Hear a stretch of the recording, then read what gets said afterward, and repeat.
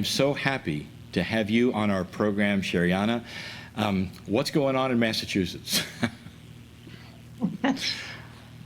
Well, you know, it's a beautiful day. We've had a great summer so far, and we're experiencing COVID just like the rest of the world, you know, going through all those phases. Yeah. Yeah.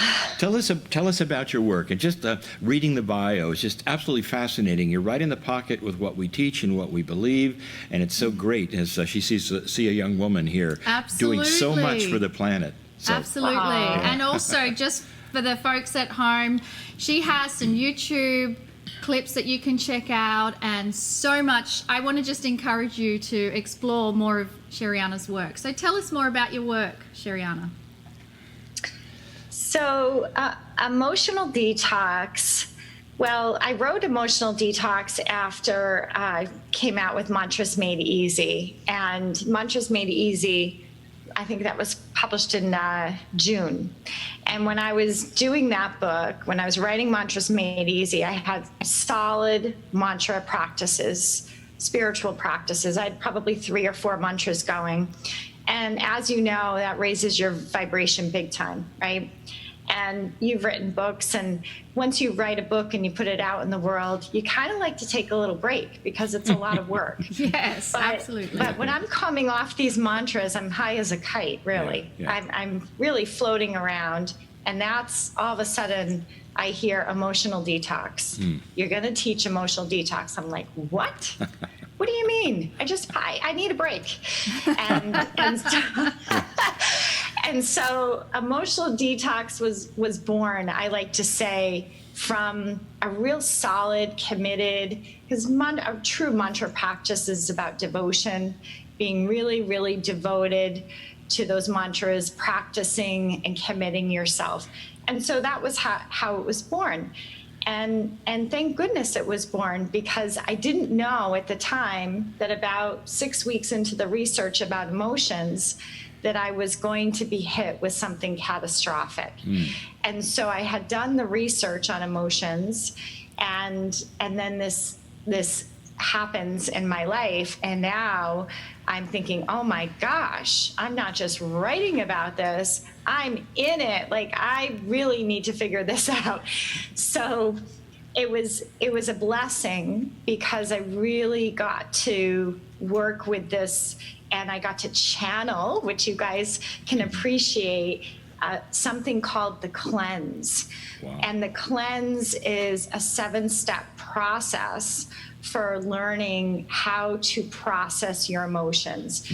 And so as I'm in this state of trauma, I'm also very aware of emotions. And I went to the traditional therapy. I went to a few therapists, and I thought, you got to help me. I don't know what to do, so I'll go to therapy. That's what I'm supposed to go to therapy, right? Yeah, so that's what a lot of people do. Right. Yeah, I went to like 3 therapists, 4 therapists, and they were all lovely, and they all had great ideas. But I got this research in my head, and I researched a ton about trauma. So I'm like, this just doesn't.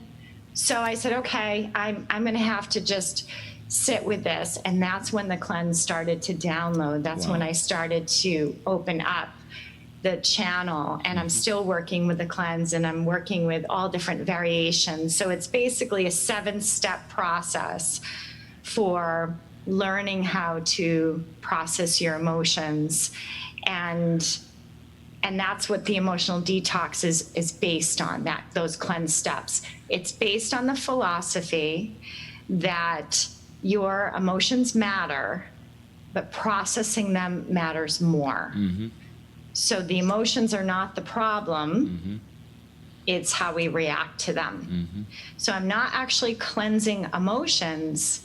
What we're doing is we're cleansing the reactions, so that we can actually experience the emotions in pure form. And as we experience emotions in pure form, without all the narratives, without all the stories, without all the labels, without all the problems, then we really open the doorway for healing. And And that's what happened. And so now I teach the cleanse, and then eventually I wrote Emotional Detox for Anxiety and presented it in that form and came up with channeled a whole new way to see anxiety through the cleanse. So the cleanse is kind of my channel, and I'm still using it now for another book that I'm writing. And it's all about emotions. It's all about when we really truly process them, we get a lot of wisdom, and we get a lot of strength, and we get an awareness that can be difficult to gain when we're being triggered or when we're in the middle of the coronavirus and you're trying to figure something out from the ground level. So you go to the channel, as the two of you do, and you process your emotions, and then the awareness comes and you see things differently. I love that you are offering a different way of self-realization. Yeah. And for many, there are so many things available, but what you're bringing, I think it's part of the scenario when Kryon says there are new tools coming to the planet. And because we're so individual, I like coffee and tea, but some people don't like tea, or some people don't like coffee, and everyone needs something that really resonates with them. And so I'd like to know how your experience has been with the people that you've been working with and they start implementing this. What kind of changes do you see unfolding for them? Well, what they see is how they might be co-creating this experience. How they might be. Now that is huge in itself, isn't it? That is amazing. Yeah. I mean, it's only amazing because it's like, to us it's intuitive, but please continue. Is it possible that we can co-create our own depression and our own toxicity? Yes, it's the reactions, and that's the way we've been trained. We've been trained to react to our emotions, to try to control them or manipulate them or avoid them or explain them or defend them. And those are what keep us held down. That's the oppression and the suppression. So yes, they have a deeper understanding of how they're co-creating this experience, but they also have a deeper understanding of just how powerful they are. Because if you can create that experience, you can create any experience. So I find that they get very empowered by the process, and it happens very quickly. It's accelerated work. It's hold on to your hats kind of work, but it can be a lot of fun, and a lot of growth and expansion happens along the way. And the possibilities, they see themselves in a new way. They handle things in a new way. But of course, we need some skills. So I teach them, I take them back to everyday life eventually, because you can't be in that, you have to eventually apply it in a practical way, what you've learned in these channels. And so we will bring it into the practical of what that looks like. But I always say, I don't know what that looks like before we process.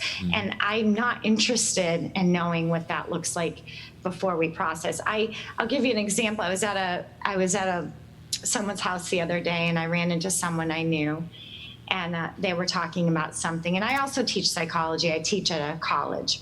So I get this a lot when you're a psychology professor.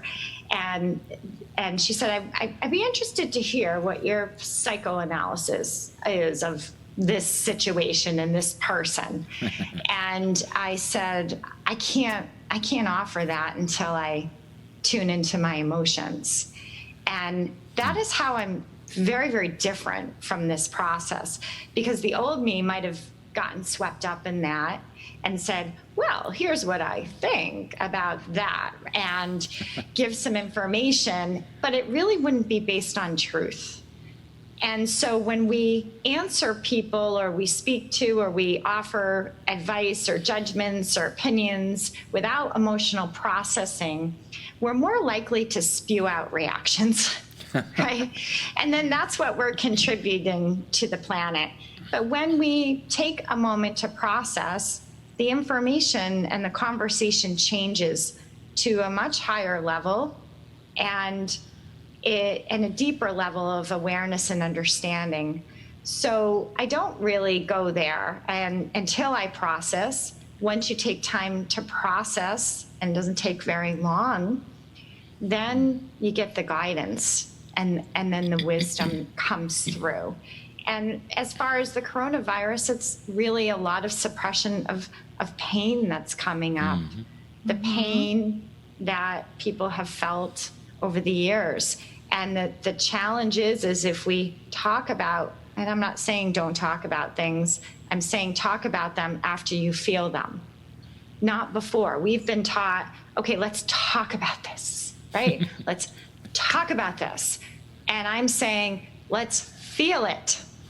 And then, if necessary, talk about it. Because a lot of times, once you feel it, you don't even want to talk about it because there's nothing to talk about because now you feel bliss.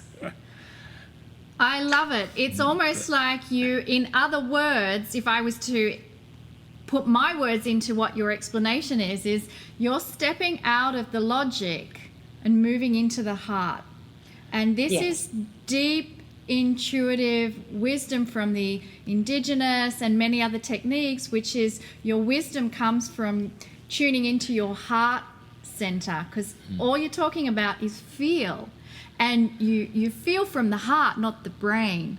The brain is where all the dialogue and the chatter goes on. And I love that you are connecting with people and using the language that you use helps them to get it, doesn't it?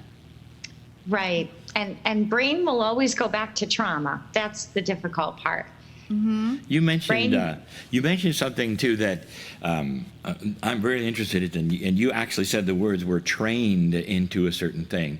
Do you think this is human nature as it exists today? Do you think it's cultural that we truly are trained, or we have a bias even from birth on watching our parents react a certain way or our society work a certain way, and that's then the way we react? I often felt that this is a situation that it's placed upon us, and it's not necessarily something that we would do normally. Absolutely. I think that we come into relationships and they're all reflections of what is looking to be processed in us. So sometimes we were trained by what we witness, our parents, and the way that they reacted, and then we feel the reactions. And when we're young, we somehow feel responsible for changing that. So that's when a lot of those narratives and belief systems come in. Some people are born into it. They're born into a space of reactivity, and they really don't know any different, and they don't feel any different. And they come in almost a little numb, because reactivity brings in a level of numbness. It feels very staticky. And so they truly don't know any different until they experience it and they're guided through. And I do think it's genetic. I do think that we pass it along. It's amazing when we start clearing patterns, how you see that it runs through family lines. And the good news is emotions are very capable of clearing those patterns when they're processed. So when they're allowed to be processed, they raise the vibration. And there's been science on this. There's been science on, and that's part of the cleanse. So and part of the 7 steps in the cleanse is mantra, and really understanding mantra. So I could have never written Emotional Detox without going through mantra. That's why I always like to bring that up. There is a process in there that has to do with mantra, because we know now that sound vibration has the ability to break a pattern at the cellular level. There's been science of killing cancer cells. So this is real. I mean, we have the ability to break patterns and heal ourselves, and everything that shows up that is a reaction is usually an energetic pattern. You mentioned the 7 steps. Anything, I'd be interested in knowing whether they are flexible. I mean, do they actually always start at number one? Depending upon the individual, would you then adjust them? And every time I hear the steps, I think of that, whether they're linear or whether or not they're variable. So they were delivered to me linear. There are variations within each step, but they do go in order. So we always start with the C and we always end with the E. Right. And part of the reason I came up with the CLEANSE acronym was because when I was going through my own trauma, I couldn't remember anything. And I literally could not remember. I drive somewhere. This is a lot of people with high anxiety. I drive somewhere and I would think, okay, I know I drove here for a reason. Like, why am I here, right? And that's what happens when you aren't processing your emotion. It affects your memory. It affects your ability to process information. Children in schools, if anyone who had a traumatic childhood knows that, it may be very difficult for them to learn. And we're like, why don't you listen? And they can't. They're frozen. And so as far as the steps, yes, step one is always the same, but sometimes the intention might be a little different with step one. Right. So it depends on the client, depends on the person. We might, and it depends however I can really help them to relate to the cleanse. So yes, we always start with the C and we always go to the E because they do build upon each other, and that's the way it was delivered to me. I love this. You're trained in psychology, and now you have these things that are coming in addition, I'm quite sure, to anything that you had in school or trained. I'm just curious, can you carry this into where you teach or not? At the college level, boy, do I want to. I have to say, of course, I have to, be ethical about it. But I will, I think it's more or less how I model it is the way that I can teach it for them. So, for example, I will give myself permission to have that space for feeling before I might answer a question or make a decision about something or how I might handle something with a student. And so that's the difference. So if somebody says, they're not showing up for class or something like that, I will take a moment and I will process what's coming up for me, because that's where it begins. It doesn't actually begin with my student. Something in me, especially if it's bugging me and I'm irritated, I'm like, he doesn't care, doesn't give a crap, right? If you start going to that space, you're in reactivity.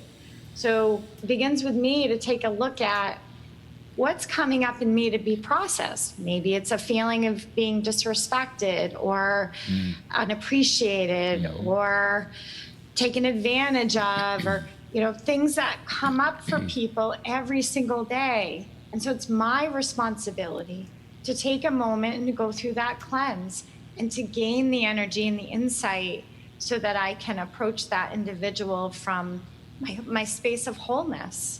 So I'm connected fully to mind, body, and spirit, and they will feel that.